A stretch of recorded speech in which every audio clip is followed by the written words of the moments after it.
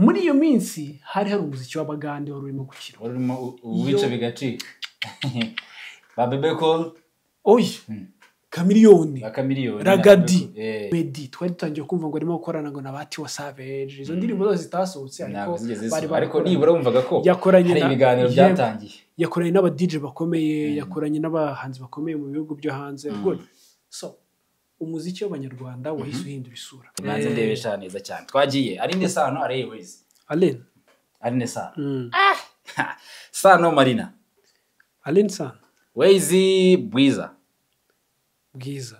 yeah man is promising is promising mu gihe impano ye yabaye impano nyamana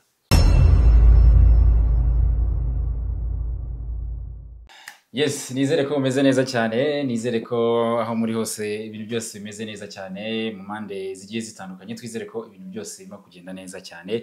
Ni kuri Ngoga TV show nk'ibisanzwe, tuba tugomba kugenda tuganira n'abantu batandukanye nko maze iminsi mumenyereye cyangwa se n'uburyo tugomba kugenda tuganira n'ibyamamare n'abanyamakuru, abastar bose.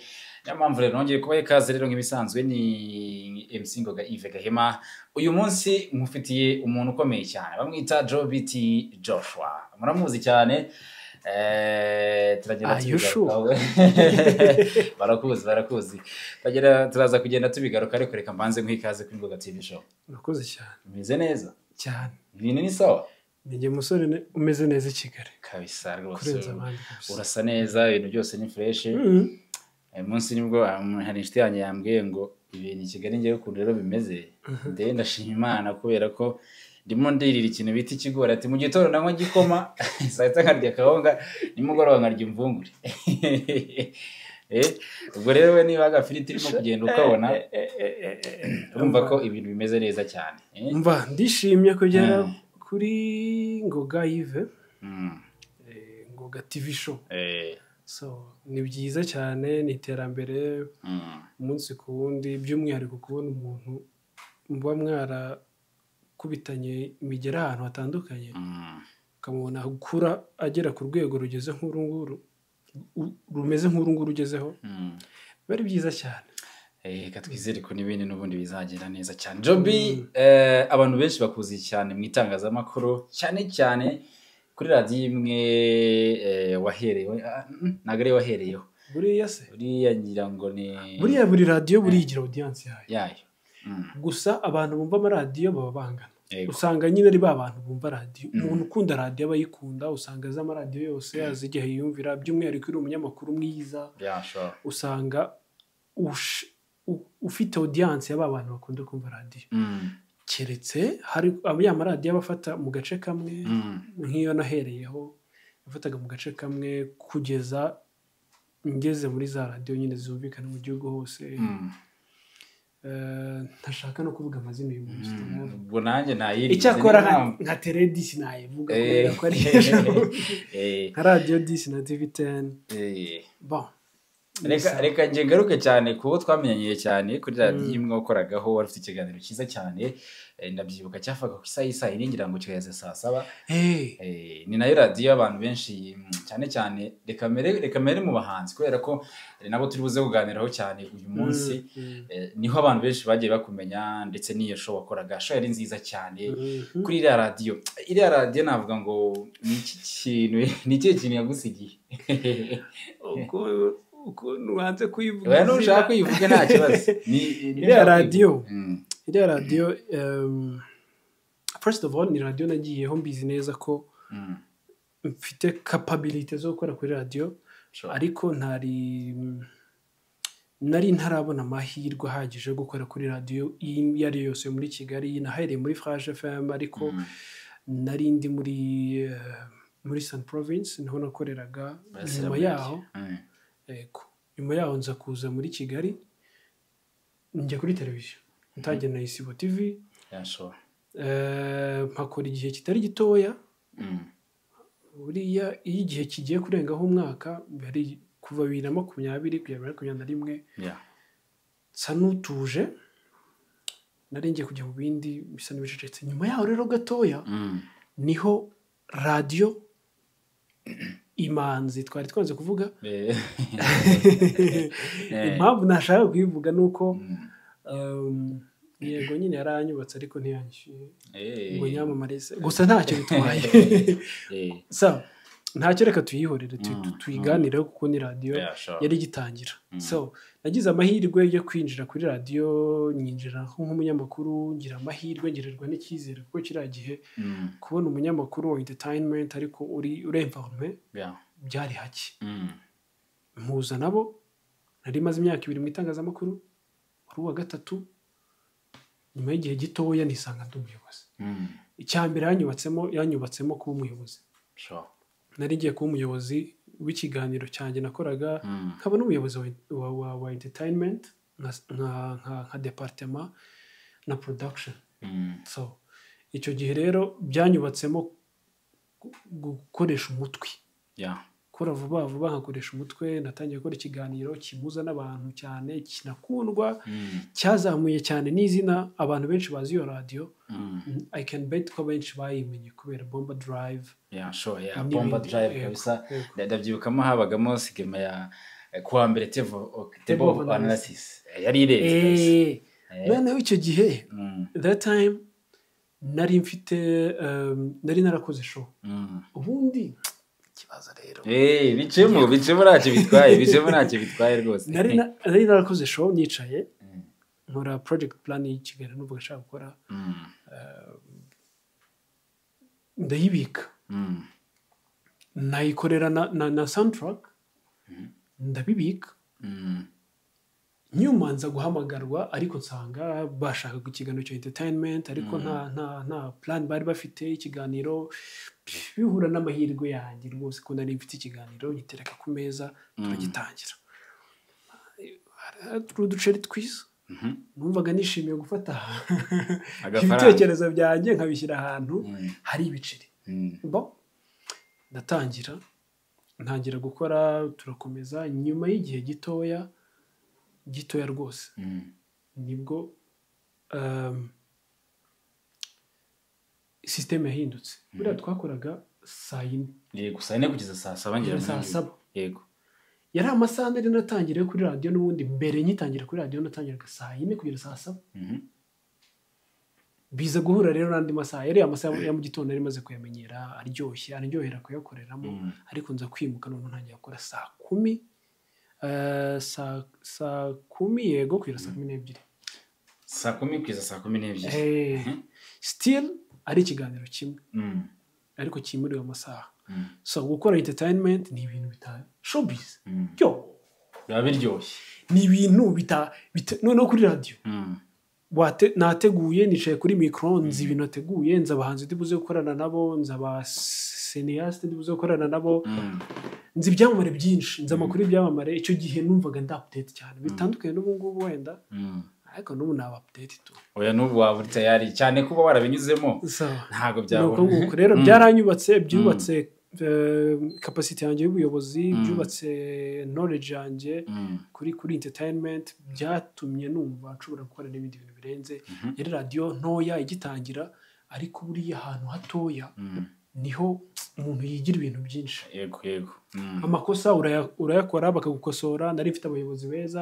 binararibonye bakankosora bigenda bishepinga kuba umuntu ndi w'uyu munsi n'izindi radio televiziyo nagiye nkorera I think nyuma yaho nakoreye TV10 na radio 10 nabikoreye mu buryo bwo numvaga mfite aho magarara mfite impamvu mpagaze aho ngaho so it was so nice namwumvise cyane n'urugendo rutari rworoshye ariko kuri ubu ngubu ari muri 1:55 AM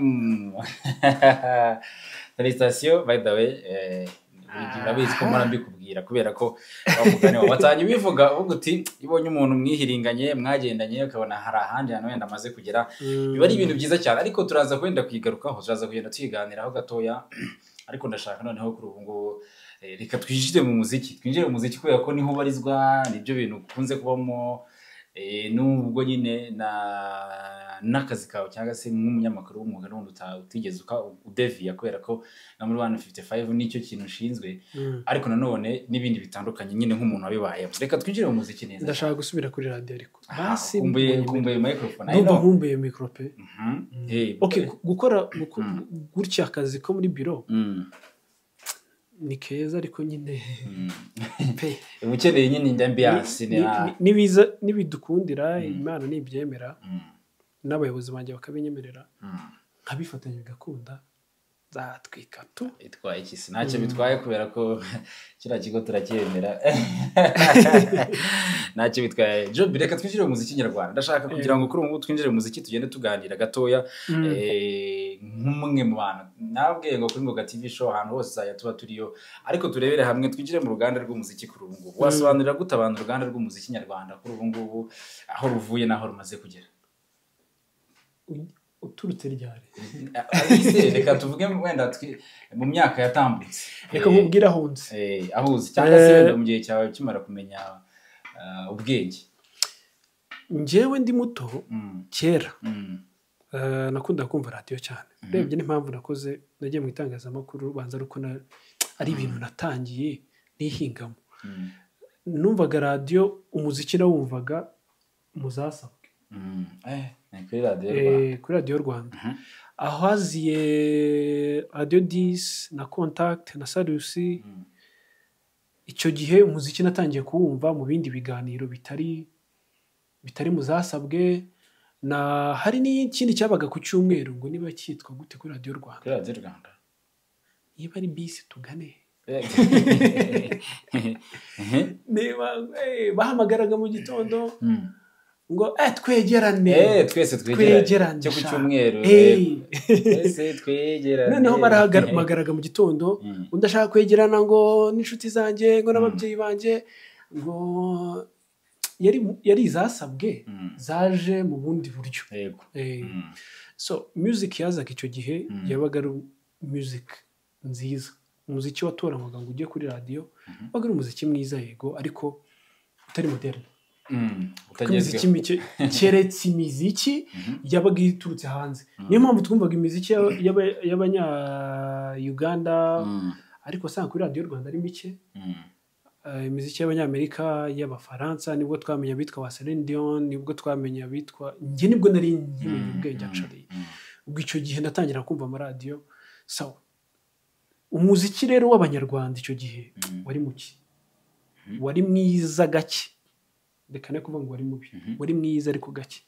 Naho zensetsa abantu babwira ngo indirimbo yitwa Umuyoboro ugeza amakuru indirimbo aracika cyane urumva ni ya Alex Dusabe. Yego aracyakora n'ubu ngubu ariko wumvise indirimbo akora sound zifite ni nziza, indirimbo nziza cyane kabisa. It's good. So ikintu ndimo kuvuga imiziki yacu muri iyo myaka ya za 2007 2006 2005 2007 kugera byibuze 2012 no kugera 2011. Icyo gihe hari imiziki myiza ariko mike. 2011 twatangiye urugendo rw'imiziki myinshi y'abanyarwanda ikinwa ku ma televiziyo mashyashya yaratangiye kuza no kuba disc bana. Icyo gihe bari bahari bayishyiraga ku ma CD. Urumva twari tumaze kuva kuri za cassette na magneto twinjiye ku ma CD na DVD n'ibintu nk'ibyo ngibyo kujya gufatisha indirimbo. Icyo gihe ku bantu barebaga ama televiziyo wagendaga bakagushyiraho indirimbo iyo ababyeyi batabikubuzaga kuko hari aho wageraga bakavuga ati wacyana ariko umubyeyi yarakubwiraga ngo izo ndirimbo nzongera kubona uzireba agatumenya ko hahiye urumva. So indirimbo bashyiragaho ni nkeya. Icyo gihe hari competition urugero nk'umuziki wa gospel twarebaga Rose Muhando kurusha Theo bose babireba ariko nawe tukamureba. Ubwo byaterwaga n'iki rero nuko Theo wasanga afite audio menshi ariko akaba yavanzemo na video. Icyo gihe nibwo hari hakiza ba Patrick Nyamitari barimo gukora ngo ndavuga mu muziki wa gospel ariko mu yindi miziki twari dufite abitwa ba Faisal, twari dufite Tom Close, The Ben, Rafiki. Mu myaka yatambutse nasimbutse abitwa ba Miss Jojo ariko nageze kuri cya gihe hari Primus Guma Guma. Hatangiye Guma Guma. Utangira no kwinjira neza n'undi muhantu nshaka ko tugana sinzi. Hatangiye Guma Guma, hatangiye ibindi urumva mbere yaho gato hari za Salax Award ariko Guma Guma noneho yaje ihindura umuziki abantu bumvaga kuri radio. Urumva amaradiyo yigenga atangiye kuza, twabonye Contact, twabonye Radio DC, Flash, Salusi. Imiziki noneho irimo gukinwa bitari kuri Radio Rwanda gusa. Wumvaga Radio Rwanda ari amakuru cyane n'umupira wo mu Rwanda cyane siporo n'amakuru. Yego ariko utumva umuziki cyane wumvaga nijoro abantu baryamye noneho hatangiye no kuza ama RC ku buryo hari za RC Nyagatare, Musanze, ugasanga noneho wa muziki wabaye w'abantu bose. Ndimo kugaruka kuri evolution y'umuziki nyarwanda. So etape par etape umuziki urazamuka. Habaye tour y'igihugu cyose. Imiziki izenguruka igihugu cyose, abantu bagiye gutangira gutaramira igihugu cyose. Nibwo bwa mbere igihe nabonye abahanzi ahantu bansangaho narindi. Kandi icyo gihe byaye na byiza n'abantu bagiraga urukundo rw'umuziki. Usibye amakampeni ngo yo kurwanya sida, waboneragamo abahanzi ngo kampeni ngo zo kwigisha abantu ngo kurara mu nzitiramibu. Nta handi hantu ari buze kubona abahanzi bataramye. Dushime Bubu na timu ye bakoranye batangiye kuzana Primus Guma Guma Superstar. For years twatangiye kwibona tubona abahanzi bacu baje batwegereye. That time niba nibuka neza nibwo nabonye bwa mbere abitwa ba Tom Close. Abahanzi nyine bari bagezweho icyo gihe bari barenze. Rafiki, Oda Pasi, Knowless, Pasi nibwo arakiza. Hari heraho bitwa ba Diplomate. Bagishyushye kabita Butera Knowless. Yego. Bari bashyushye pe. So Butera Knowless yarameze neza. Indirimbo ndazibuka nyine icyo gihe. Ngo abitwa ba Meddy na Ben twasaga nk'ababazi ariko tutababona. Ariko abantu nabo bahanganye ku giti cyabo. Ntabwo icyo gihe ngiye narabireberaga nk'umufana wundi usanzwe kuko nari ntaratangira gukora. Haburaga imyaka mike ngo ntangire gukora. So nari mutoya ariko mbikurikira byose. Guma Guma ya mbere, ya kabiri, ya gatatu, ariko bamwe bavamo hagenda hazamo abandi Urban Boys, Dream Boys. Barazamuka tuzibona ba Christopher, tubona abandi. Ubwo ndimo kuvuga abahanzi bajyaga bakora cyane, ntago navuze abitwa ba Kitoko bibarwa. Barimo ubwo umuntu urimo kunyumva arimo kumva evolution y'umuziki. Bahavuyemo abitwa ba Mani Martin, bavuye muri gospel bakinjira muri Sekira. Ba Patrick Nyamitari bavuye muri gospel bagiye muri Sekira. Umuziki w'abanyarwanda utangiye kuba interesting muri make.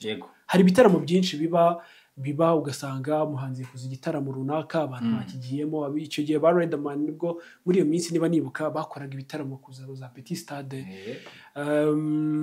Uyu witwa Ben yigeze gukora igitaramo, yateguye igitaramo baragifunga, polisi iragifunga kubera yaraje abantu benshi. Mbere gatoya y'iyo myaka byagaragaza ko umuziki nyarwanda abantu batangiye kumva. Muri iyo minsi hari umuziki w'abagande wari urimo gukira, wari urimo uwica bigacika. Ba Bebe Cool, Chameleone, Ragadi, urumva icyo gihe hari Juliana Kanyomozi, abitwa ba Kafero. Urumva imiziki y'abagande. Ku rundi ruhande hari ba Koffi Olomide, hari ba muri Congo barimo kubica bigacika mu Rwanda. Bongo Flava yari kigera mu Rwanda, hari bo aba Mr Nice barimo gukora. N'abandi buragenda mwibuka n'abandi. I Burundi umuziki w'u Burundi ntabwo wari uduhaye mu muhoro pe. Wacaga impaka. Ubwo ni ya myaka ya mbere nahoze mvugaho ya 2008 2009 twagize no 2011 aho imuziki y'abanyamahanga itangiye kuba miki. Tangiye kuba miki. Imiziki y'abanyarwanda iraryoshye. za Urban Boys barimo kuzumva, Dream Boys turimo kuzumva, turimo gukunda imiziki yabo. Icyo gihe nabwo hatangiye kuzamuka za collabo, abitwa ba Lil G, twazamutse tugeze muri iyo myaka sasa. Imiziki y'abanyarwanda yatangiye kuba interesting ku buryo ya miziki y'abagande, y'abakongomani, abarundi n'abatizedi twatangiye kwikira ku ruhande. Dutangiye kumva abitwa ba Ayers, aba Icon, mu masalo de coiffure bure niho wamenyeraga imiziki. Muri ya myaka wajyaga muri salo ugiye kwigushishwa kumvamo indirimbo, ukavuga uti indirimbo. So igihe rero kiraza ubwo abahanzi ntavuze bumve ko nyine nabo mbazi, bari bahari Banason, Kamishi, abantu nk'abo ngabo. So iyo generation iragenda isa nigabanyije umuvuduko 2015 2016. Niho ngira ngo noneho twinjiye neza mu muziki nyarwanda. Hatangiye kuza umuziki uri moderne cyane, uri modern. Ni cya gihe Urban Boys yari iyoboye. Yego. Ikorana n'amakorabo, ikorana na Iyanya, batangiye gukorana na Iyanya, batangiye gukorana na Timaya, batangiye gukorana na Waiki Benda, na Satibi. Urumva noneho abanyamahanga batangiye kuza gukorana n'abanyarwanda.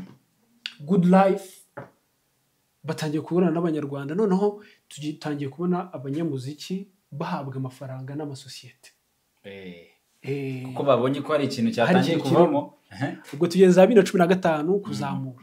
Havutse abanyamuziki bafite imbaraga bakunzwe cyane. Batangiye gukompetana babandi bari baraje mbere, batangiye gutsinda ba Ben. Aho niho hatangiye kuzira bitwa ba mu myaka yari yabanje hari bajemo ba Majid the Black na ba Bruce Melody na ba Christopher na ba Soshomura. Ariko noneho iyo muri iyo myaka 2015 2016 batangiye kuba abantu bakomeye. Ubwo nabo bagiye gutangira guhangana nabo kuba bagiye kugira amazina.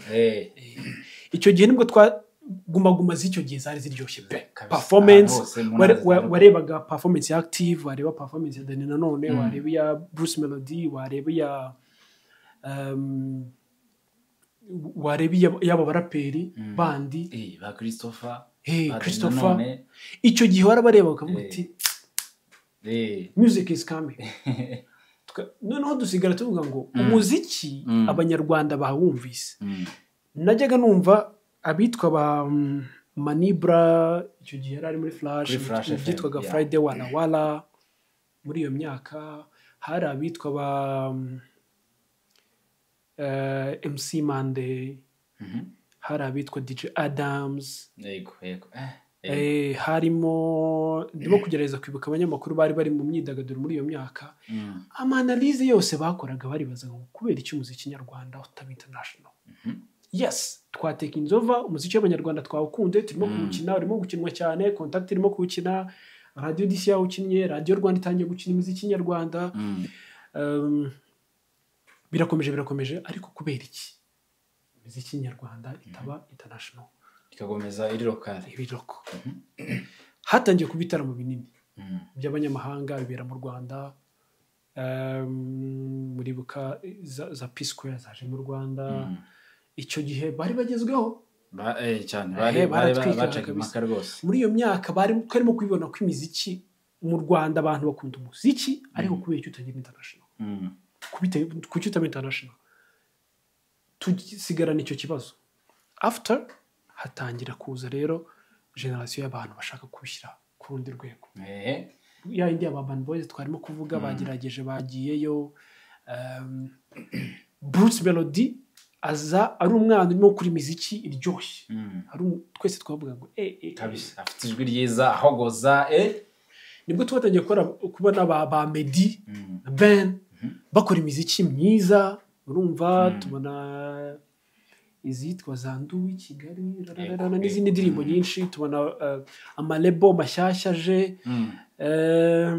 Biragenda bwo nibwo kwihuta za 2017 2018 twabonye za The Main zaje zatangiye gukora. Kina Music iracyahari, Press One, dufite amalebo arimo gukora. Hatangiye kuza noneho abahanzi bari batoya batangiye gukura, batangira no gufasha izindi mpano cyashya. Tubonye ishuri rya Nyundo rimo guproducinga abahanzi bashyashya baje ku isoko, abitwa ba Ivry bari bamaze kuza. Igor Mabano batangiye kuza. n'abajene rwose bakiri bato. Ndibuka hari inama yari yabereye mu ntara Arena niba nibuka neza, hari harimo Igor Mabano atanga ikibazo kuri perezida wa Repubulika. Ndabyibuka nicyo kintu njya nashimira Igor. Aravuga ngo dufite umuziki mwiza. Pike uzwi namusobanurije aramubwiye ngo muheranga. Aha twicaye aho ariho muhera. That day nahise menya ko umuziki w'abanyarwanda ugiye kwigarurira imitima y'abantu benshi. Iminsi ikurikiyeho BKR n'ibiraje. Haje za Canal Olympia, haje ahantu henshi ho gukorera ibitaramo, stade bagiye kuyivugurura. Good. Katugere muri iyi myaka noneho. Iyi myaka rero haje indi era yo kuva 2020. 2020 ubwo yarageze, abantu bose abantu bashakaga no gukorera imiziki babahabonye, barahafite ariko ntabwo bashobora kubikora. Igitekerezo cya buri muntu wese, igitekerezo yari afite mu mutwe ni ugutangira gukora mu buryo buri digital. Internet imaze kuba nziza, abantu barabizi ko bashobora gukora live. Ikintu nibuka kuri Bruce Melody n'ubwo dukorana, nibuka neza byari nko mu kwa kabiri mu kwa gatatu gutyo. Bavuga ngo covid, yari arimo kurekodingana na Element muri studio live kuri YouTube. Nari ndimo kubireba, urumva icyo gihe bwo nari ndi mu itangazamakuru wanabyigiyemo nabyo bintu noneho urimo bariko. Tekereza noneho abantu batangiye kuvuga ngo dukwiye gukora live tukereka abantu uburyo turekodinga. Uburyo ibintu byabaye moderne.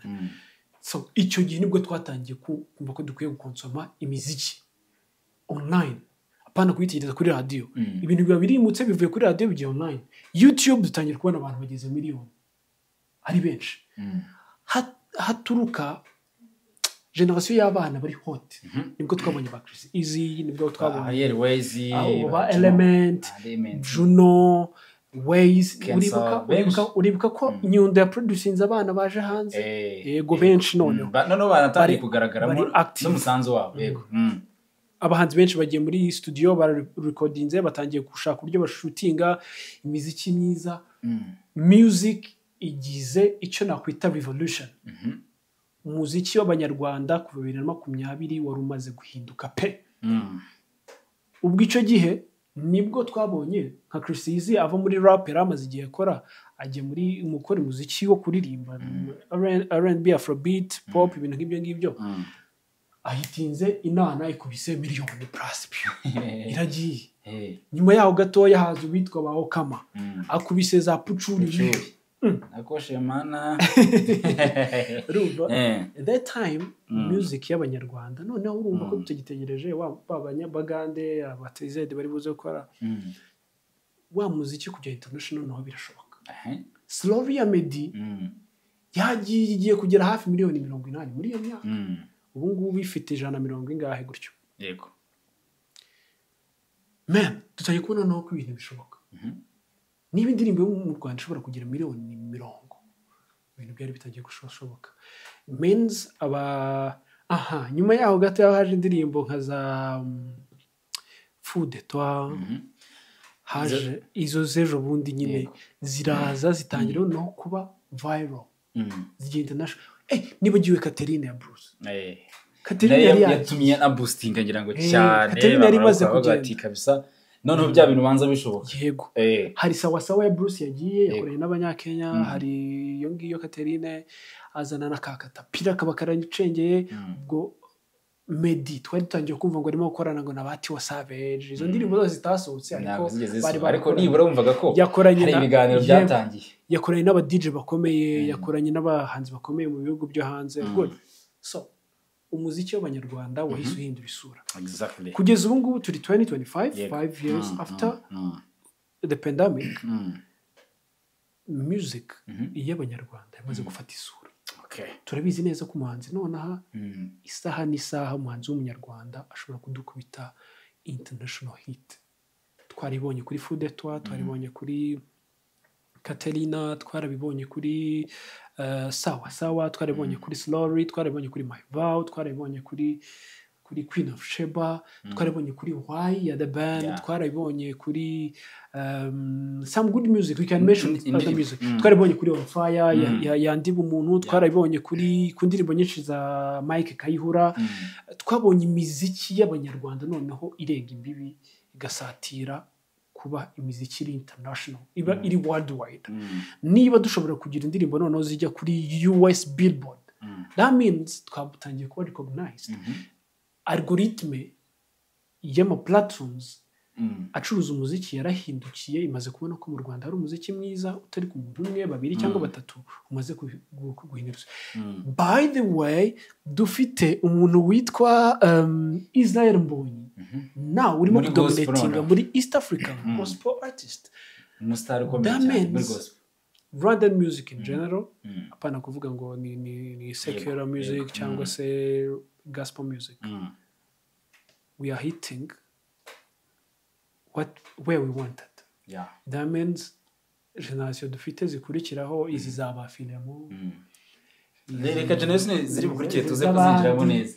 Ntekereza ko bakwiye gutangira gutagitinga noneho. Uraza kubabwira neza cyane. By the way, nibagiwe uzi ko muri guma kugira ngo wumve uburyo abantu bari barwaye ngo kugira international, uzi ko guma bishyuraga umuhanzi uturutse hanze ngo aze gukorana collabo n'umunyarwanda kandi bamwishyuye. Icyo gihe nibwo Tom Close yakoranye indirimbo yitwa Good Time Tonight na Sean Kingston. Yego.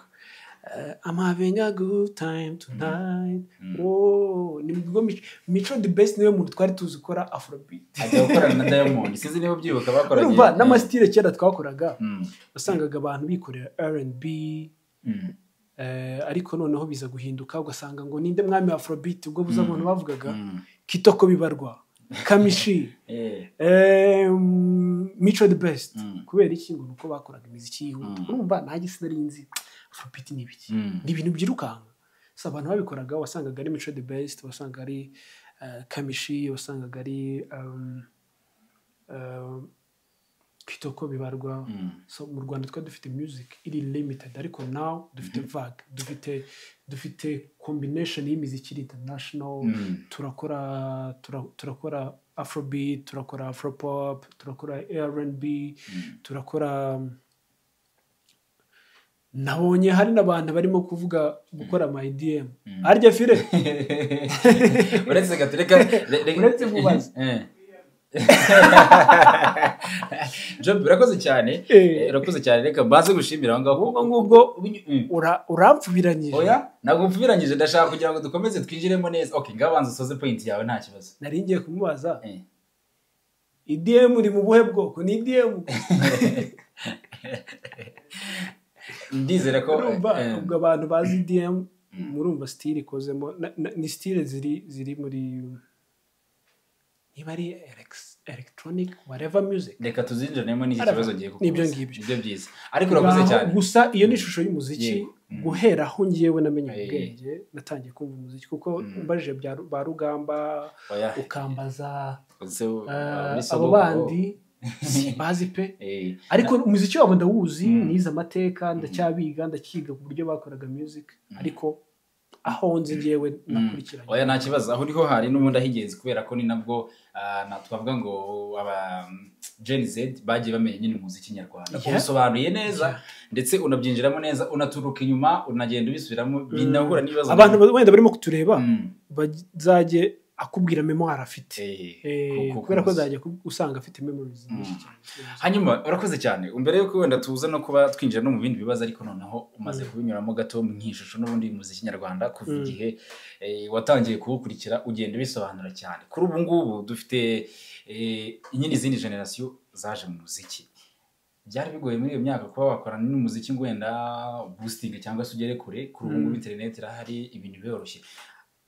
Abanyamuziki noneho abahanzi muri rusange ni akahe gashya barimo kuzana noneho mu muziki kuri ubu ngubu? Agashya gakomeye nuko noneho twatangiye gusa n'abasubira inyuma kugira ngo duhagurutse traditional music y'abanyarwanda. Ni ukuvuga ngo byari bigoranye cyane ko dushobora kujya kuri international market tudafite umwihariko. Abantu baracyitiranya umuziki w'abanyarwanda n'umuziki wo muri Caraïbe. kubera iki like Rwandan music mu by'ukuri we have sweet melodies, have sweet music, umuziki wumva ukumva urawukunze ariko nta mwimerere urimo. That's why ushobora kubona abantu nka ba Ruti,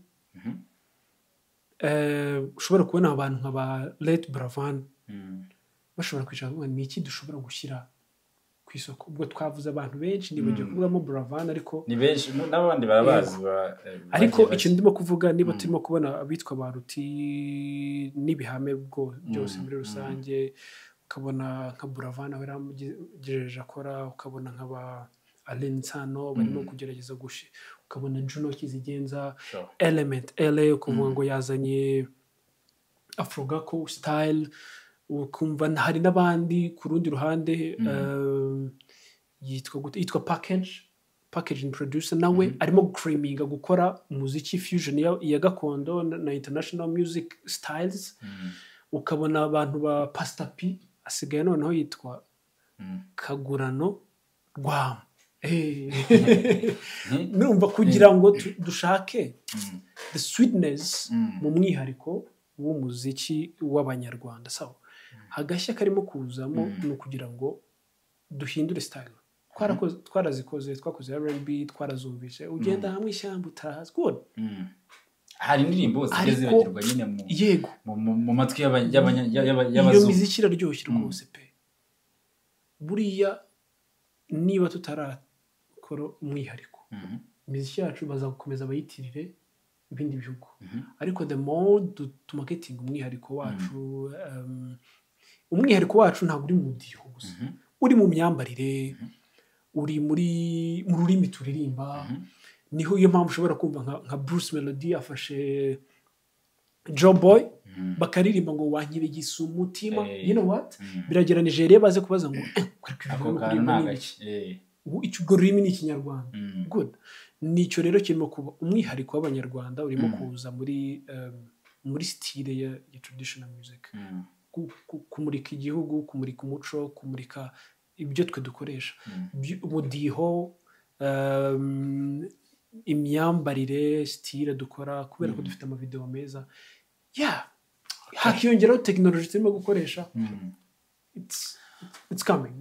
Nizere ko abahanzi murimo kutureba cyangwa se muri buze kureba iki kiganiro muragenda mubyumva, ndetse n'ahandi buvuga utari kwa mugani ngiye nshobora gukora iki kugira ngo nibura ngire ikintu nshobora kongeraho ku muziki wanjye, cyangwa se nakaye gashya nshobora kongeramo, cyane ko hajya hanaboneka n'abantu bagiye biga n'umuziki bashobora kugusupportira cyangwa kugufasha kugira ngo ugire ibintu bamaze gusobanukirwa ibintu byinshi. Abantu benshi cyane Job wabikomojeho cyane ubwo twaganiraga ku ngingo ya mbere, winjiye wakomojeho Guma Guma Superstar. Nta kibazo, ntacyo bitwaye. Impamvu umwana wawe asubiye muri Guma Guma, impamvu bigaruye ni ukubera ko ibyo aribyo byose ndashaka kubaza Guma Guma Superstar igihe yabaga n'ubwenda yaje guhagarara, ariko se noneho ni irihe tafari yashyize ku muziki nyarwanda? Icyambere cyihuta, umuhanzi nta mafaranga yagiraga. Guma Guma yahaye abahanzi amafaranga, bariyubatse, yabahinduriye ubuzima. Icyo ni icyambere. Icya kabiri yakuyeho ubwigunge abaturage bumvaga abahanzi batanababona, gutumana batazi aho bava n'aho bajya. Abo bantu barababonye. Ikindi yahumuye abahanzi batoya, bereka ko byose bishoboka, ko ushobora gukompeta ukagera ku rwego ruzima. Nshobora kuba mbivuga gutyo ukagira ngo ni ibintu bisanzwe, ariko niba twarabonye abahanzi batoya bakurikirana Guma Guma ya mbere kugera ku ya nyuma, ugasanga nko kwikurikira ya nyuma ukabona hajemo umuhanzi mushyashya arakoze. None se ubu ngubu ugira ngo Guma Guma ya mbere uzi ko yari irimo abantu bitwa ba Rafiki, biriseri kuri ngo kandi abantu basa nkaho yari irimo Guma Guma ya mbere uzi ko yari irimo uyu mugabo yitwa gute harya? Abahungu bariho ariko nakaje Senderi International. Urumva abantu bari muri Guma Guma ya mbere, ariko abana batoya bagiye batinyuka, ubona ko ibintu bakora birenze. Niba nka Bruce Melody yaratangiye baking abantu bari muri Guma Guma, nyuma yaho akaza kuba akaba ari umuhanzi wa danje yaratinyutse kubera ko ageze kuri stage. So gutinyura umuziki, kubona ko Clout yo mu Rwanda ikunda music, kubona ibyo byishimo by'umuhanzi, umuhanzi we kumva birimo kumwubakira legacy. Dufite abahanzi benshi bagiye babitwara, iyo urebye Butera Knowless ubuzima bwarahindutse, Riderman byarahindutse, King James byarahindutse, Bruce Melody byarahindutse, Tom Close byarahindutse, Let J Polly byarahindutse. That means abantu bari baragiye muri Guma Guma by'umwihariko noneho bayitwaye. Sibye Urban Boys niyo yaturumbiye. Urakoze cyane. Ariko baratinyutse bamenya ko hari ubundi buzima bushobora kuba mu babaye abantu bakuru. Yari yasaga nk'ikosi. Buriya umusirikare wagiye ku ikosi yavuyeyo hari icyo abavanye, hari iyindi peta afite, hari indi myumvire afite, imitekerereze kabisa. Kuri ubu ngubu anasubira ariko wabyishimira? Guma ntago nabyishimira. N'ubundi haracyari ibitaramo bizenguruka igihugu, ariko nakwishimira ko haba competition nziza zitanga ibihembo byiza, ariko itari biriya bitaramo. Uzi impamvu umuhanzi ageze ku rwego rw'uko noneho afite inzara n'inyota yo gukora ibitaramo byinshi bikuzura kuri, ariko abantu noneho bishyuye. Ariko still turacyafite ikibazo cy'uko abantu binjira mu gitaramo bishyuye zero price. Kwinjira ku buntu. Yego, ni ibibazo, ni ikibazo, ni challenge. Icyakora igarutse kagarukana system y'uko abantu bashobora kwishyura. That's so cool. Okay, that's nice. Murabyumva ko yagize uruhare rukomeye cyane cyane mu kuzamura abahanzi. Imyumvire noneho muri iyi minsi turamutse dufite ukabona ya mpano arimo gukompeta na Roskana kuri stage, bose bafite amahit, na Lensano, abandi bahanzi bari Louise bose barahari, abo nyine batagiyemo ugasanga barimo kujyamo. Uzi uburyo byaba ari byiza, byaba ari byiza cyane. Ariko nyine ushaka iyindi strategy dushobora gukoresha kugira ngo kubera ko nawe uri mu muziki rega ugomba kujya ubasapotinga. Na Miss Rwanda yaragiye bariya bakaye barimo. Irakoze cyane. Hanyuma kuganira n'umunyamuziki wabayemo cyane, kuganira n'umunyamakuru biragoye sometimes bakurusha n'amagambo, ariko nibyo byiza cyane. Hari abantu uganira nabo ukumva nyine ukumva ni byiza cyane. Joby, kuri ubu ngubu twagiye tubona collabo zitandukanye, ariko nanone ntabwo zari zagera ku kigero twebwe twifuza nk'abanyarwanda gukora collabo wavuga ngo nyine ku buryo ubona umuhanzi ugatuvuga ati collabo, cyane n'abazamutse yakoze indirimbo imwe ebyiri uhita wifuza ati kuki udakora collabo. Abahanzi nyarwanda barasabwa iki kugira ngo bakore collabo nyinshi kuri ubu? Collabo nyinshi kubera ko yego zirahari, ariko ntabwo zari zagera ku byifuzo by'abanyarwanda. Ni ukuri collabo nyinshi ni nziza pe, ariko imiziki myinshi myiza niyo myiza. I mean kugira bunch cyangwa se kugira package ibintu byinshi biri diluted si byiza pe. Okay, tubanze twiyubake dutekereze ibindi. Dufite umuziki mwiza so far, dusigaye dufite production nziza ugereranyije n'ibindi bihugu duturanye. Urasanga around Uganda, Tanzania, Burundi, Kenya, mu by'ukuri pe dufite umuziki ufite production nziza, dufite sweet melodies. Turimo no kugerageza gufata isoko riri international. That means ko dukeneye izo collabo, ariko gupfa gukora collabo nabyo nta kintu bizatumarira, ahubwo dukore collabo ziri strategic. Dupange uburyo dukwiye gukora collabo. Niba ari collabo runaka ugiye gukora, kubera icyo ugiye kuyikora iragufasha iki? Target. Dufite amakorabo menshi yakozwe, ariko none ahantu ushobora muri collabo nyinshi zakozwe nziza zabaye hit nk'eshatu. Zabaye hit zo zirahari, ariko ahubwo demo nk'eshatu, ariko haboneke imwe Bruce Melody, kuko ushobora kuvuga ze zonyine gusa. Navugamo zose. Oya demo eshatu, ariko Bruce Melody afitemo collabo imwe. Wese nkubwiye ngo vuga indi collabo international iri successful. Nge ndakubajije wewe. Okay, ngavuga eshatu zitari za Bruce, iza nine. Oya impamvu bivuze kubera ko we arazifite nyinshi cyane, sibyo? Ariko none ndashaka n'abandi bantu bagiye bakora collabo kandi anyway, dufite ama collaboration meza, ariko kuba kugira amahit navuga ko dufite nka Why ya The Ben na Diamond Platnumz. dufite Dusma, Meddy na Otile Brown. Ubwo ngarutse kuri Bruce isigaye zose sawa Nyora Inosby Areze Totally Crazy. Noneho ukagera kuri za Joboy, Black Diamond, BNM, urumva Ben Sol, urumva ni nyinshi cyane, ni nyinshi pe, ariko urumva ko turacyabura muri izi nimba, ariko nanone ariko hari indiri utabivugira aha ariko zera barabyumva ahantu kuri umugati ntago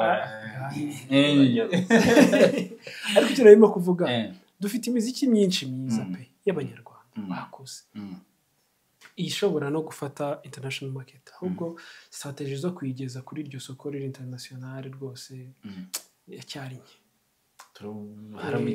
Dufite rega n'imiziki locale myiza, ahubwo uburyo bwo kuyigeza means nicyo kibazo.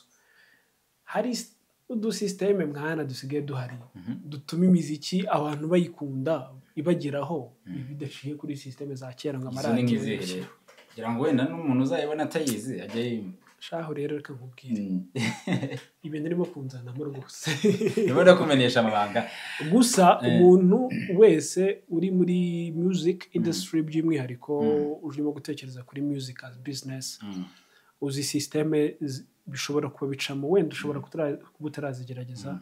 Turagerageza ama distribution companies, ama publishing companies, turagerageza ama promotion companies. That means hari level tari wageraho y'imitekerereze muri music. Gusa icyo mbarabuyeho gatoya ku muntu urimo gutekereza gukora umuziki, ibyo bintu birahari, birakorwa, biri ku rwego rwiza, ndetse ubigerageje kuri bake babigerageje no ku rwego babigeragejeho ndabizi ko bishobora gukora. Urakoze cyane. Bayita 1:55 AM, ni rebe ikomeye hano mu Rwanda yahatari ikorerwamo ibintu byinshi cyane. Nsigaye numva kuvuga 1:55 AM bimeze nko kuvuga iki? Kuvuga 1:55 AM bimeze nyine no kuvuga 1:55 AM. Ibi narengeye kuvuga ibyigumane. Reka twinjiremo neza aho ngaho. Joby, wenda mbere yuko tuza tugana ku musozo, ariko twinjiremo gato muri 1:55. Ni navuga ngo yashyize itafari bya byose rikomeye ku muziki nyarwanda. Ndashaka ngo noneho twibireho ibanga kuri iryo tafari. Ni irihe tafari 1:55 yashyize ku muziki nyarwanda? Kandi urivuze nabikomojeho ariko ndashaka noneho uwamo imbere. Urumva imyaka irashize nk'ingahe number one leading music label mu Rwanda niyo.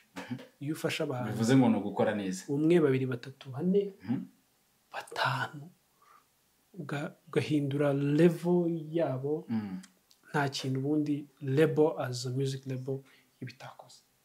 So ubwo rero icyambere ni dignity y'umuhanzi, icya kabiri ni projection na vision by'umuhanzi ku giti cye, ndetse na n'umuziki w'igihugu ahantu urimo kujya. Icya gatatu urumva navuze dignity ni agaciro k'umuhanzi. Umuhanzi ubundi yamaze kugira agaciro ibintu byose arabikora. Wenda kuri icyo kintu mbere hari ukuntu umuhanzi yatahabwaga agaciro, cyangwa se akaba ari umuhanzi ari n'umustar ariko ari umukene. 1:55 yafashe ibyo bintu rero ibikuraho. Niba uri umuhanzi ugomba kuba uri umuhanzi uri n'umukire umeze neza. Ubundi ko bimeze kose, hari umusore wazo bimbwira akambwira ngo umuhanzi uri on top yatsinzwe, music industry yose bisa naho itsinzwe. Kubera ko niba ari uhedinza abandi abo gacika intege, bivuze ngo naho ukizamuka mureberagaho nawe ahita acika intege. So niba dufite number 1 producer Elements L, tukagira number 1 artist Bruce Melody, niba dufite aba leading artist na producer ubwo rebo iba yuzuye. Agaza ko kimutazana n'umuraperi. Umuraperi se agena Imana. Yes, agena Imana n'umwana w'umunyarwanda. Umwana w'umunyarwanda. Ariko murumva nyine uruhare yazanye cyangwa se itafari yashyize ku muziki nyarwanda. Cy'ingenzi gikomeye cyane ni uguha agaciro umuhanzi ku giti cye. Joby, twibasiye abahanzi tunaganira no ku bahanzi cyane, ariko noneho abakonsuminga cyangwa se twebwe ba nyiri kugenerwa umuziki, twebwe tuwumva tutari abahanzi, turi abaturage basanzwe, twebwe turasabwa iki? Kuwumva, kuwugura. Turasabwa kugura umuziki, turasabwa kuwukonsoma tuwuha agaciro ukwiriye. Men's turacyashakira imiziki kuri YouTube, nkuko muri ya myaka nakubwiraga twashakira kuri radio, yego na za CD n'ibiki, ku ma disc band. Nyamuneka twimuke tumenye ko imiziki ya audio yumvirwa kuri platforms zabugenewe, kandi ntacyo bitwaye gufata amadolari angahe gukora subscription kugira ngo umuhanzi urimo kumva aze kubona amafaranga, ukaba umuteye inkunga. Yego, nuko ngo abahanzi bacu ko babona bagira agaciro mu mufuka, yego, ni nako nabo ubwabo bateza imbere umuziki wabo. That's how we grow. Okay. Yeah. Byiza cyane, mwabyumvishe, twagarariye ku muziki bamwita Joby T Joshua. Tugeze ku musozo, turimo tugana ku musozo ubu. Mbere ko tugera ku musozo rero, hano mufitiye abahanzi ariko gatoya, uretse gato, mbere yuko twinjira muri abahanzi, ndagira ngo mbwire nibura abahanzi 5 kuri ubu ngubu guti kabisa. Mbwira 5 bari on top cyangwa se barimo bakora umuziki fresh, nambwire, ariko ndavuga ubwo mu bakuru, nambwire n'abandi bahanzi barimo kuzamuka neza 5. Wa mbere ni Bruce Melody, wa kabiri Kenisoro, wa gatatu Element, wa kane Roskana. Nanjye ari nje niko nabikora kame musasa byo. Wa gatanu Kivumbi King. Abarimo kuzamuka noneho neza, ubona ko kabisa barimo neza. Wa mbere ni Roskana, wa kabiri ni Freedom. Kuvuga ngo ya na imisembi kura neza. Wa gatatu urimo kuzamuka neza. Wa gatatu ko ntamuzi. Uzakomeza umutekereze. Hari abahanzi ushobora kuvuga ko bari promising. Yeah man is promising. Is promising mu gihe impano ye yaba ibaye impano nyamana cyangwa isi kabimamo. Bruce yigeze kuvuga ngo kumva ibiganiro byafata ku mavuta ngo ni nko kurya ifi. Barashatse kuvuga iki? Uburwana n'amahwa. Umwe mu banyarwenya cyane bari mu muziki nyarwanda. Ya mpano nawe rero uyu munsi biba byagenze neza, byagenze ukuntu n'ukundi, gusa ni umuntu mwiza nyine ushobora gukora ibintu bya danje, umwanditsi mwiza, ariko naducunga neza impano ye ishobora kwaka nk'umuriro w'amashara. Okay. Abwirwa benshi nyine hakumva nyine gusa is a good guy. Okay. Is a good guy. So 5 rebuze 3. Ngeraho 2. Roskana n'umuntu wa danje buriya. Roskana iyo akuze kuri urumva nkawe nyine ubizi neza ko hari indirimbo ubuzi zitari zajya hanze, ariko nkatwe yadukeneye kuzibona. Donc vraiment so abandi barahari, dufite abahanzi kazi b'abakobwa. Hari umwana w'umukobwa nabonye ejo bundi ndamukunda, yitwa Ruta. Yeah. Okay. Umuhanga cyane. Abandi bakobwa, undi mukobwa nshobora kwibuka uri buriya usinamenya ngo Waze na Linsano bari mu kihe cyiciro, ariko Linsano hasigaye amvanga, ariko ni umuhanga. Okay. Urakoze cyane, reka tubyinjiremo tunasoreze kuri ibyo bijyanye n'ubundi n'abahanzi, twinjiramo neza cyane. Ngiye kujya nkubwira umuhanzi n'undi ubwire wowe wemera kurusha undi. Twagiye tayari twende twigendere wa mugani wawe kaka twende kabisa twigendere manze ndebesha neza cyane twagiye Aline Sano Airways Aline Sano Sano Marina Aline Sano Ways Bwiza Sano Aline Sano uziko buryo mwemera Marina Bwiza Bwiza abantu babiri Bwiza na Aline Sano Aline Sano abo bantu n'abantu bakomeye cyane tugende Juno Kizigenza ya mpano Juno okay Juno Kizigenza Kenisol of course 155 Kenisol Loskana Kenisol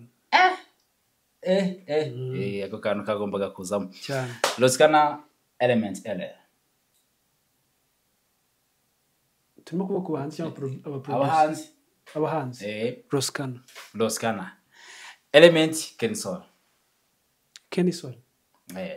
bamwemera kabisa ubwo nyine mwabyumvishije nubwo barizwa muri 155 abo n'abantu banjye pe ariko n'abahanga ku buhanzi buriya tuvuze aba producer nakubwira ibindi ariko ku bahanzi Kenisol is good Loskana is good okay job byo reka ngushimira ariko reka nkusabe n'inama wagira abahanzi muri rusange kugira ngo barusheho gutera imbere barasabwa iki kuko umva byuke dukora umuziki nkaho nta kandi kazi gahari tuwushakemo amafaranga nkaho nta handi tuzayakura hari strategy nyinshi umuntu ashobora gukoresha ku buryo umuntu ashobora gupromotinga ibintu n'ubye bikagarura amafaranga shora mu muziki wawe imbaraga amafaranga ubwenge n'umwanya wawe trust me nugira discipline ugakora cyane ukaba determined ukabuza impamvu urimo gukora icyo kintu ntushake gusa n'abandi ahubwo kubaka ubudasa bwawe you are going more than you think abisa cyane njya nkunda kubwira abantu ngo music is the part of life njyewe music I call music a useful distraction. Reka tubashimire cyane mwese bakunzi ba Ngoga TV show mwarimu kurikiza asabwe zo myaka yarangiye kera reka turagusaba gukora subscribe comment share n'ibindi bitandukanye hanse bisabwa kugira ngo Ngoga TV show akomeze atera imbere ariko nanone mujye mutwandikira by the way hari nimero tugomba gushyiraho ngaho ku kiganiro nimero yanjye muzajya mutwandikira mu ushyira amafaranga urakoze cyane nagiye guca mu yindi nzira yo hirya ngo mbigoreka ariko agafaranga ashaka gutera imbere ashaka kuzushyigikira n'ibiki mutunagireho tubone iyo transport tumwe ka essence kugira ngo ibintu bigende neza ariko n'abantu mufite ibitekerezo cyane aba diaspora cyangwa se wowe ufite impano umuhanzi umukinnyi wa sinema ushaka kuzamuka muze tuganire mutwandikire ibintu byose bigiye neza cyane nakoze cyane byo nagushimiye wakoze cyane tuganira original cineaste original journalist nimero 1 Ngoga Yves Gahima babyumvishe cyane kuganira nawe ntako bisa rwose kuganira n'umuntu nyine ufite ibyo avuga urumva biryoshye tuzakora na part 2 kugira ngo ibintu bigende neza cyane no worries murakoze cyane reka nshimire bamwita Pick G abari ku buhanga bw'ibyuma niwe gukurikirana ibintu byose yaganira n'abana nkunda kumusengera buri gihe ngo Imana imuhe umugore umuntu guheza gakanya nese n'umwana baramwicaranye n'umwana yarakuze ahubwo ntashaka aramushaka he nicyo kibazo cyangwa aramufite okay murakoze cyane Ngoga TV show ciao